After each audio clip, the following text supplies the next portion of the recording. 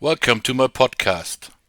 It's about Murphy's Dilemma, a newspaper article about a recruiting officer of the US Army, Michael Murphy, during the time of the Iraq War after 9/11.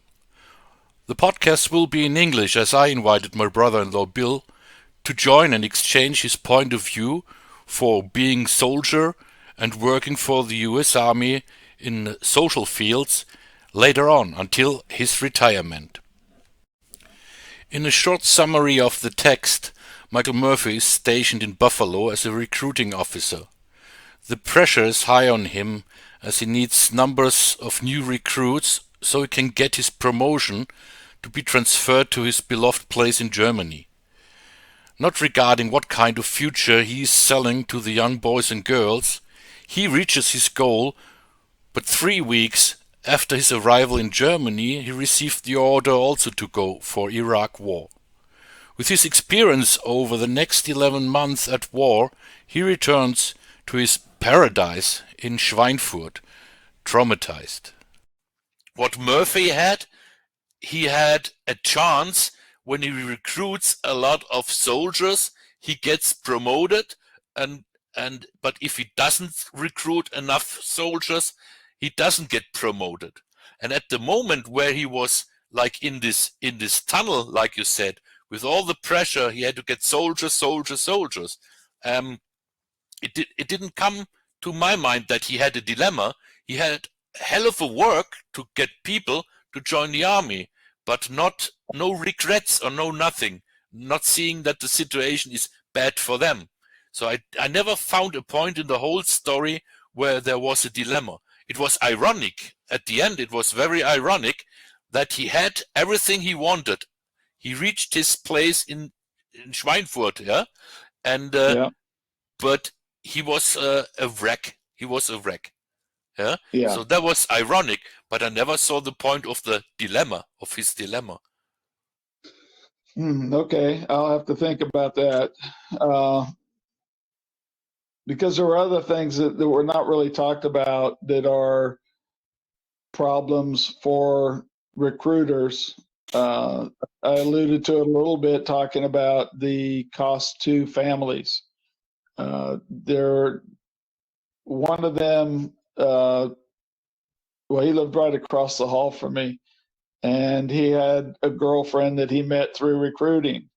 And so then that destroyed his family. You know, his wife, he ended up leaving her, and all kinds of problems with that. And they were both a little crazy anyway.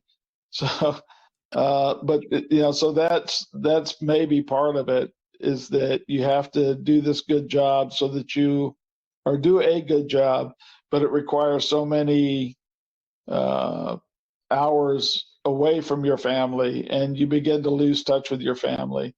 And if Okay. you don't give up your family, then you don't become successful as a recruiter, and then you don't get the bonus job or whatever.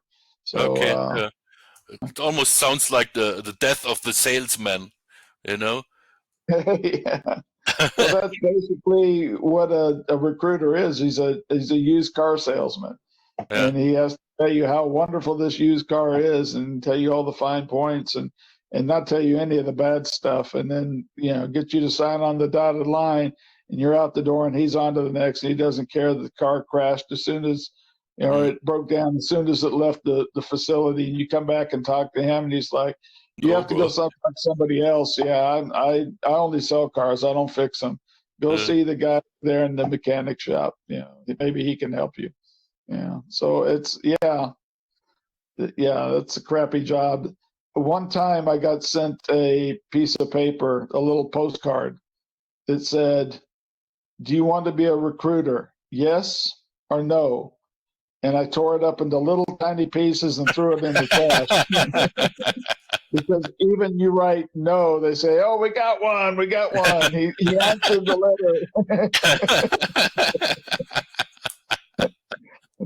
No, I don't answer that letter. He's gone. He's no longer in the army, I guess. He didn't send a postcard back. Uh, I never had to go be a recruiter. Thank God. I would have. It's a place for fast promotions, but it's Mm. also place that just tears your family apart and your whole life. If you're not solely dedicated to being a recruiter, you don't succeed. They just jump in your shit day after day after day because it's Yeah, always more, more, more. yeah. He's written like that. He seems to be a person like that, with all this ability, with his strengths, with the typical soldier and blah blah and all that.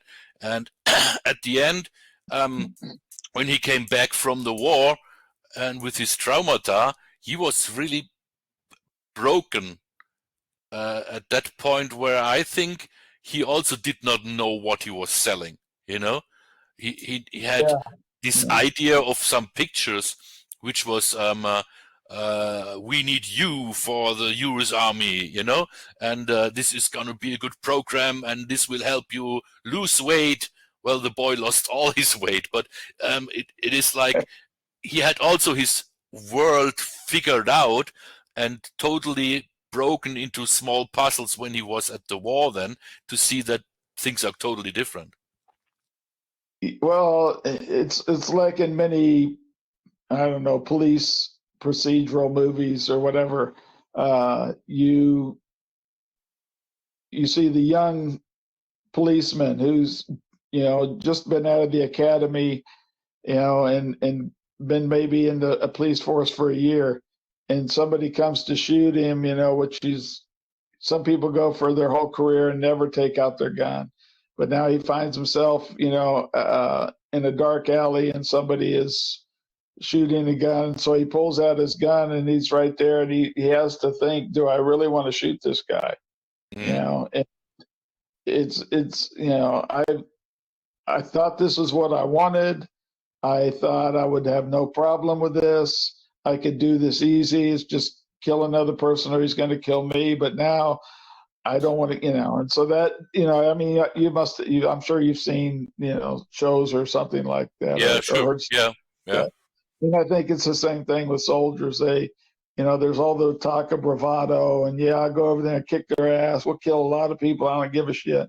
But then when you find yourself in the situation and the enemy is not a soldier like you, but a young woman who, is maybe looks like a civilian, but Mm, she's, maybe carrying a bomb, or it's a child who goes and picks up a gun and starts to point it at you. Now he's the enemy combatant, and I'm not going to kill children, so it's a whole different thing. And then uh, we talk about how much we're going to do to them, but we don't talk about what am I going to do when my friends die. mm, I don't even know who my friends will be, and so then you go and you meet somebody, uh, soldiers that went to Vietnam say yeah. that they would not get to know somebody when they came into the unit the first day.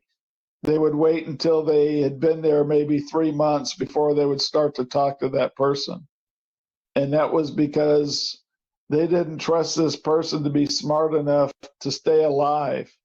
Mm, And they didn't want to invest their emotions into this person only to see them die because it was too painful. yeah. And so if they can maybe last 3 months, then you start to trust that, okay, they're not so stupid they're going to get killed right away. Maybe I can be friends with them, and Mm, maybe they'll make it to the end. So it's a whole different way of thinking about the world, your world. Whenever you're in a battle zone, but then it's so traumatic when you come back, and you're trying to live in this normal world again after you've been in that world. mm, Uh, and it becomes so difficult that most soldiers really want to go back to the battle zone, and they want to, live that life now, like forever, I guess, come out of it when they want to, but they would, they are comfortable in that, and they're really uncomfortable in a world where they're not trying to be killed every day. mm. I think Yeah, I, I can think so too. There's a bit similarity in when I was as a development worker out. Yeah, we had yeah, this civil war in Nepal, And we had this confrontation with the army checkpoints where you were standing at gunpoint, and curfew bombs, rice cooker bombs, they went off several times, but we were never within this conflict, luckily. Otherwise, I would have left anyway the country. We were outside this conflict because we had white skin. We had a white car with a blue print on it, like the United Nations cars, Yeah. So we were outstanding out this conflict by far. So also, Yeah. I got a phone call in the morning at 6, and it said, "Oh, Michael, sir, no go to work today." So, okay. Yeah. Yeah, so I called my counterpart and said, "I got a phone call, I should not go to work." And he says, "Oh, then stay at home." It's okay, I'll stay at home. And at that day, they planted a rice cooker bomb at the municipality. So the white-nosed Bideshi, they wanted to have a side, which was perfect for me. So we felt very secure. But coming back, every time a truck slammed the door, was Yep. at the first weeks like, whoa, we're in Germany. Okay. Yeah. And then when the ADAC, the helicopter from the ADAC flew over Dossenheim, I said, okay, it's not the army, it's not the army, it's not the army. Because in our place in Nepal, only the helicopter was for the nighttime flying out to kill more Maowadis. So was, at least this was, even if I was not in the conflict, my mind had to adjust again being here. When you came home, you're no longer in a battle zone. There's nobody, checking borders or, the roadblocks or any of that. But somebody slams a car door and you're like, what the hell was that? A helicopter flies over and you're like, is it okay? Is it safe? Those are classic symptoms of post-traumatic stress disorder. Yeah. I think you adjusted pretty quickly, because it was more minimized for you, but still it was something you had to deal with. You've gone through a small portion of what the recruiter has gone through, so I can understand that he has a difficulty for his lifetime. Maybe for me it was like half a year, and then this red light, blinking red light for danger, was switched into drive safely. Yeah, different story. But that's a good way to say that. Yeah, but for the trauma, I can imagine that his Murphy's dilemma, maybe now that he is back, and he decided to go the way to recruit, to find his safe haven in Schweinfurt, and his dilemma is that he figured out where he sent all these boys, and now with his traumata of war had really not find his safe haven, but his hell on earth, maybe. I don't know. Maybe his dilemma was, I really want this job, but in order to get that job, I'm sending somewhere where everybody, where I haven't even gone, to a danger zone. They're joining and they're going to go to a unit in, maybe in Germany, but they're most likely going to end up in a war. And if they die, that's my fault. I did that. And so is my job worth killing, or adding into the possibility that somebody else dies? That maybe could be the dilemma. Yeah. The guilt that he has now, because, and it's even worse after he knows that this other young soldier joined the army, went to Iraq, was killed, and now, his dilemma is, do I keep doing this job or do I just quit and get out? Or, do I, try for my, my prize job, there's, Sounds reasonable. Yeah. Yeah. Thank you for listening, and thanks to Bill for the great exchange. During the preparation for this podcast, We tumbled over many more topics in this article to talk about, so maybe there will be a second or even more podcasts following. So stay tuned.